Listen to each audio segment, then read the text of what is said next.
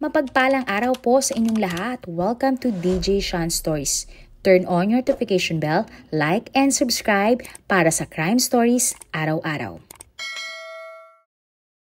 Naniniwala ba kayo sa mga sanib o sa mga nagpaparamdam na multo o kaluluwa? Ito ang actual na video na kuha ni Linda, ang naging witness sa isang krimen dahil umano sumasanib sa kanya ang kaluluwa ng biktima. Kamakailan lamang may palabas sa Indonesia na super nag-trending. Ang pamagat ng palabas ay Vina, Before 7 Days. Ito ay tungkol sa kaso ng isang babae na hindi pa rin nalulutas magpahanggang ngayon. Wala kasing interes ang mga pulis sa kaso kaya hindi na ito umusad. Pero ngayon na nag-viral ang palabas, naging maingay muli ang kaso at nagsimula ng mas malalim na investigasyon ang mga pulis. Pero sino at ano nga ba ang kwento ni Vina? Ang babae sa kwento ay si Vina Dewi Cirebon. Siya ay ipinanganak ng January 16 at bunso sa 4 na magkakapatid. Ang nanay ni Vina ay si Shirley at ang tatay naman niya ay si Wilmer. Tahimik, simple at masipag. Ganyan ilarawan ni Wilmer ang kanyang anak na babae. Kalaunan nga ay nakilala ni Vina ang lalaki na si Muhammad Rizky Riduan o mas kilala bilang Eki. Sila ay naging mabuting magkaibigan at naging magkarelasyon. Ang tatay ni Eki ay isang pulis na si Raul. August 27, 2016, bandang alas 7 ng gabi, nagpaalam si Vina sa kanyang ate na si Marie na siya ay aalis kasama ang kanyang boyfriend na si Eki. Pumayag naman si Marie at sinabi nga sa kanyang kapatid na sila ay mag-ingat. Sumakay sa isang motor ang magkasintahan dahil nakatakda nilang kitain ang kanilang ibang mga kaibigan. Matapos nga nilang magkita, nagkayayaan sina Vina at ang kanilang mga kaibigan na mag-road trip. Bandang alas 11 ng gabi, nang mapadaan sina Vina sa isang grupo ng mga lalaki na nakamotor sa tapat ng eskwelahan. Habang binabaybay nila ang daan, nagulat sila nang pagbabatuhin sila ng mga bato ng di mga nakilalang mga lalaki. Dahil nga doon, binilisan ng magkasintahan ang takbo para agad silang makaalis. Dahil sa bilis ng mga pangyayari, nahiwalay sina Vina at Eki sa kanilang mga kaibigan. Akala ng dalawa natakasan na nila ang mga grupo ng mga lalaki. Kaya bumalik sila at dumaan muli sa eskwelahan para makauwi. Pero sila ay nagkamali. Nang muling dumaan sina Vina at Eki sa eskwelahan, doon na sila hinabol ng mga kalalakihan. Pinaniniwalaan na halos nasa 11 mga lalaki ang humabol sa magkasintahan. Nasa flyover na sinabina ng tamaan ng bato ang kanilang motor ng isa sa mga lalaking humahabol sa kanila. Dahilan para sila ay matumbang. Dinala ng mga lalaki sina Vina at Eki pabalik sa gilid ng eskwelahan. At nang makarating na sila sa madilim na parte, doon na sinimulang saktan ng mga lalaki sina Vina at Eki. Hinampas ng matigas na bagay si Eki at makalipas lamang ng ilang minuto ay binawian na ng buhay ang binata. Samantala, habang walang malay si Vina, siya ay pinagsamantalahan at hindi nagtagal ay binawian na din ng buhay si Vina. Pagkatapos ay dinala ng mga lalaki ang 12 sa flyover at doon na nga sila iniwan. Ginawa nila ito para magmukhang naaksidente lang sina Vina at Eki. Hindi nagtagal, ang mga dumadaan sa flyover ay nakita ang dalawang. Agad nga silang tumawag ng mga pulis para i-report ang nangyari. Dumating naman ang kaibigan ni Vina sa kanyang bahay at ipinaalam sa kanyang pamilya na naaksidente sina Vina at Eki. Agad namang nagpunta sa ospital si Wilmer at positibong kinilala ang kanyang anak na si Vina. Noong una, akala nga ng pamilya ni Vina at Eki sila ay naaksidente lamang. Subalit malakas ang pakiramdam ni Wilmer na hindi na aksidente ang dalawa. Pero dahil walang ebidensya si Wilmer, walang nagawa ang kanilang pamilya kundi ilibing ang dalaga at tanggapin ang nangyaring trahedya. 3 araw matapos ang pagkawala ni Bina, nakatanggap ng tawag ang kapatid ni Bina na si Marie mula sa kaibigan ni Bina na si Linda. Ayon kay Linda, nagmumulto at sumasapi sa kanya ang kaluluwa ni Bina. Punta si Marie sa bahay ni Linda at pagpasok niya sa bahay, narinig nila ang boses ni Bina mula kay Linda na tila sinasapian. Dito na ikinuwento ni Linda ang nangyari, habang siya ay may sapi umano ni Vina. Habang nasa biyahe daw sina Vina at Eki, may bumangga sa kanila ng mga lalaking nakamotor. Pagkatapos ay dinala nga sina Vina at Eki sa isang madilim na lugar. Pinagsamantalahan ng mga lalaki si Vina at sinaktan ang dalawa hanggang sila ay mamatay. Dagdag pa sa kwento ni Linda, isang lalaking nagngangalang Gary na nakilala ni Vina at Eki ang isa sa mga sospek. Sinabi din ni Linda na si Gary ay may gusto kay Vina pero ayaw ng dalaga dito. Ito nga daw marahil ang motibo ni Gary kaya niya ginawa ang krimen. Sinabi din ni Linda na tumakas na si Gary kasama ang 3 pang mga sospek at nag-iba na ng mga pangalan. Matapos ang pagsanib, kinumpirma nga ni Marie na may nakwento sa kanya si Vina tungkol sa isang lalaki na may gusto sa kanya. At ang lahat nga ng sinabi ni Linda ay nirecord ni Marie. Dinala ni Marie ang voice recording ni Linda sa mga pulis. Doon ay nakausap nila ang tatay ni Eki na isang pulis. Tulad ng pamilya ni Vina, naniniwala si Raul na hindi aksidente ang pagkamatay ng kanyang anak at ni Vina. Ayon kasi kay Raul, walang sira ang motor ni Eki at walang bakas na naaksidente sila sa flyover. Kaya naman para sa kanila, imposible na nabangga ang dalawa at namatay. Dito na nga nagsimula si Raul na imbestigahan ang kaso hinggil sa pagkamatay ni Vina at Eki. Ang investigasyon. August 28, may nakausap na mga pulis ang mga kaibigan ni Vina.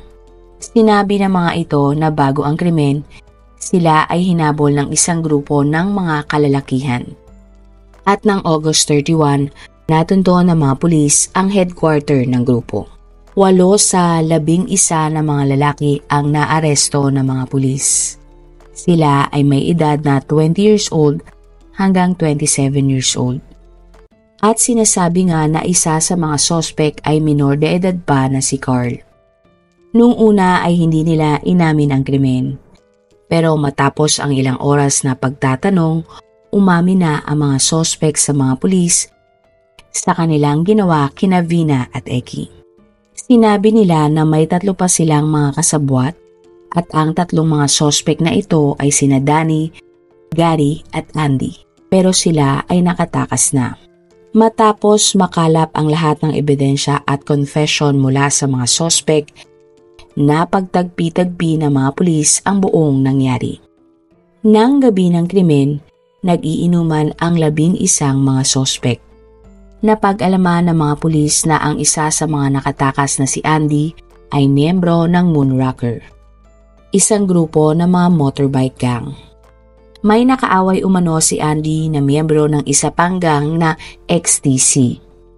Kaya naisipan ni Andy na bumuo ng plano laban sa XTC nang sa gayon siya ay makaganti.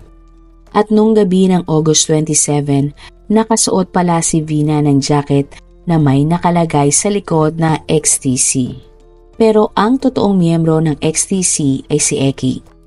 Nang makita ni Andy si Vina, inakala niya na isa si Vina sa mga miyembro ng XTC kaya hinabol nila ang magkasintahan. Nakumpirma din ng mga pulis na ang isa sa mga sospek na si Gary ay may personal na galit kay Vina. May gusto umano si Gary kay Vina. Subalit ang pinili ng dalaga na maging boyfriend ay si Eki. At nagkataon nga ng gabi na iyon, nakita ni Gary si Vina. At gusto ni Gary na gumanti kay Vina kaya pumayag siya sa plano ni Andy. September 6, isinailalim ang labi ni Vina at Eki sa autopsy. Sa autopsy, napatunayan na ang mga pinsalang tinamo nila ay hindi mula sa aksidente. Bagkus ay sinadya talaga silang saktan na kanilang ikinasawi. Kaya naman inaresto ng mga pulis ang 8 sospek at kinasuhan ng premeditated murder at kaso ng panghahalay. May 6, 2017, napatunayan sa korte na guilty ang 8 sospek na mga nahuli. Hinatulan ng habang buhay na pagkakulong ang 7 sa mga sospek. Habang si Carl naman ay hinatulan ng 8 taong pagkakulong. Maagang napalaya ang minor de edad na si Carl ng taong 2020 at nakulong lamang ng 4 na taon. Pinaghahanap pa din noon ang 3 pang mga sospek na nakatakas. Matapos ang lahat, sinarado ng mga pulis ang kaso sa pagpatay kay Vina at Eki. Hanggang sa kamakailan nga lang, nag-viral ang palabas na ginawa tungkol kay Vina. Doon na naudyukan ang mga pulis na muling buksan ang kaso at mag-imbestiga sa 3 pang mga sospek na nawawala. May 2024, inilabas sa publiko ng mga pulis ang description ng pagkakakilanlan kina Danny, Gary at Andy. Marami ang na-curious at sumabaybay sa kaso. Maging ang publiko ay gustong mahanap ang 3 sospek dahil pakiramdam nila mas magiging malinaw ang kaso kapag sila ay nadakip. May 17, 2024, inanunsyo ng West Java Police na binawi ng 8 sospek ang kanilang salaysay tungkol sa kaso. Ayon sa kanila, umamin lang sila dahil sa takot at sinaktan sila ng mga pulis. Ang iba namang sospek ay nagsabi na hindi talaga nila kilala ang mga biktima at ang 3 sospek na pinaghahanap. May 21, 2024, sinabi ng mga pulis na 9 lang talaga ang mga sospek sa kaso ni Vina. Ibig sabihin, 1 na lang ang pinaghahanap nila at hindi 3. At ang natitirang sospek na hinahanap ay si Gary. Idiniindi ng mga pulis na walang sapat na ebidensya laban sa 2 sospek na una nilang pinaghahanap. Kaya tinanggal nila ito sa listahan ng mga sospek. Dahil binuksan muli ang kaso, pinuntahan ng mga pulis ang sospek na nakalaya na si Carl. Hihingan sana nila ito ng impormasyon tungkol sa kaso. Pero nagulat ang mga pulis nang sabihin ni Carl na wala talaga siyang kinalaman sa krimen. Inosente daw siya at napagbintangan lamang. May kumakalat din sa social media na nakakagamit pa ng Facebook ang isa sa mga sospek. Ang sospek na ito ay si Ravaldi na nagpo-post pa nga ng mga larawan niya at ng iba pang mga sospek sa loob ng kulungan. Tingin ng publiko, nakakagamit ng cellphone ang mga sospek dahil sila ay pinoprotektahan ng mga pulis. Tulad din ng pagproprotekta ng mga pulis sa totoong nangyari kina Vina at Eki. May 26, 2024, nang maaresto ng mga pulis si Gary. Sinabi ng mga pulis sa press conference na si Gary ang mastermind ng krimen at pwede siyang mahatulan ng bitay kapag napatunayang guilty. Pero umalma at pumalag sa mga pulis si Gary.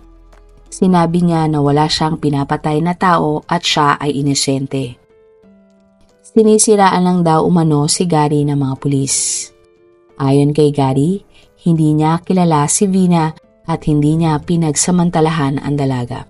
Pinatotohanan naman ng mga magulang ni Gary ang sinabi ng kanilang anak. Ayon sa mga magulang ni Gary, wala si Gary sa lugar kung saan nangyari ang krimen. Nasa Bandung daw si Gary at nagtatrabaho bilang isang construction worker. Ayon din sa pinsan ni Gary, kasama niya ang lalaki ng August 27, 2016. Kumain daw sila ni Gary, umuwi at natulog sa construction site ng gabi. Imposible daw na umalis si Gary at nagpunta sa lugar ng krimen na halos 100 kilometers ang layo. May 30, 2024 nang magsagawa ng press conference ang biker group na Moonraker at sinabi na ang 8 sospek ay hindi nila miyembro. Dahil sa mga bagong update ng kaso, mas lalong naguluhan ang publiko kung ano ba talaga ang totoo tungkol sa mga sospek. Pero inaresto si Gary, pinasuhan ng premeditated murder at kaso ng pananamantala. Siya ay kasalukuyang nakakulong habang naghihintay ng trial. Halo nga ang opinyon ng publiko tungkol kay Gary. Ang iba sa kanila ay naniniwala na inosente si Gary at may mga abogado na handa siyang ipagtanggol sa korte. June 24, nang lumapit sa mga pulis ang isang lalaki na nagngangalang Mel. Ayon sa kanya, nakita niya ang buong nangyari ng gabi na mamatay sina Vina at Eki. Inamin ni Mel na kaibigan niya ang mga biktima at isa siya sa mga kasama ni Vina na nag-road trip. Dagdag pa niya, kasama din nila ng gabing iyon si Linda, ang babaeng nagsabing sinapian umano siya ni Vina. Nagulat ang lahat dahil wala namang sinabi si Linda na kasama niya si Vina at Eki ng gabi ng krimen. Sa pagkwento ni Mel, sinabi niya na nakita niya at nakilala niya ang mga umatake kay Vina at Eki. Totoo din na iniwan ng mga sospek ang biktima sa flyover. Hindi naman sinabi sa mga balita kung ang sinasabing sospek ni Mel at ang mga nakakulong na sospek ay iisa. Pero umaasa ang abogado ni Gary na dahil sa paglutang ni Mel, mapapawalang sala ang kanyang mga kliyente. Marami naman ang nag-question kung bakit daw sa tinagal-tagal ay ngayon lang nagpakita si Mel sa mga pulis. June 3 nang kumalat ang isang larawan mula sa CCTV ng gabi nang mamatay sina Vina at Eki. Nakita ang grupo ng mga kalalakihan na nakasakay sa motor. Ang kuha ng CCTV ay patunay umano na may mga lalaki sa ibabaw ng underpass bago makita ang labi ng magkasintahan. Lumabas naman sa press conference si Linda at kinumpirma niya na wala siya sa crime scene ng gabi na mangyari ang krimen. Nagtatago na nga umano si Linda dahil nakakatanggap siya ng mga banta sa kanyang buhay matapos kumalat na siya ay sinapian ng kaluluwa ni Vina. Sinabi din ni Linda na matapos mamatay ni Vina at Eki, ilang beses pa siyang sinapian. Hindi na nga daw iyon bago kay Linda dahil bata pa lamang siya ay sinasapian na talaga siya. Idiniin din ni Linda na kaibigan niya si Vina pero hindi sila close tulad ng sinasabi sa media. Sa huli, sinabi ni Linda na sana ay magkaroon na nga ng linaw ang kaso at wag sana na siyang madamay. Marami ang nadismaya dahil sa kapabayaan ng mga pulis sa pag-iimbestiga ng kaso ni Vina at Eki. May nagsabi nga na kung nung una pa lang ay tiningnan na ng mga pulis na murder ang kaso, mabilis na sana itong naresolba. Sa ngayon ay patuloy pa din ang investigasyon at marami pang detalye sa kaso ang nadadagdag habang ginagawa ang video na ito.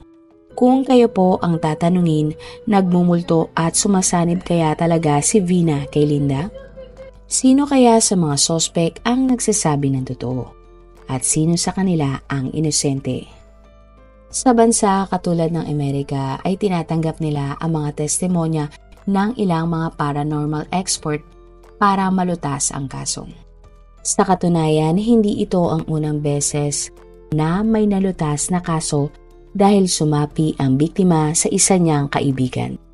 Panoorin niyo rin ang kwento ni Teresita Basa, isang Pinoy sa Amerika, at kung paano nalutas ang kanyang kaso dahil siya ay sumapi sa kanyang kaibigan. Totoo man o hindi ang pagsapi ni Vina, sana ay malutas na ang totoong nangyari sa kanila ni Eki at mahuli ang mga totoong mga sospek. Marami pong salamat sa inyong panonood. Meron ba kayong mga kwento na gusto nyong i-share sa ating mga manonood?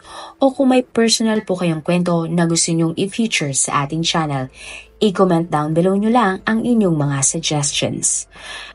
Para naman po sa dagdag kalaman, i-subscribe nyo din po at i-follow ang ating iba pang YouTube channel katulad ng Tagalog Facts and Mysteries by DJ Sean at Manila Boy Wonder Philippines.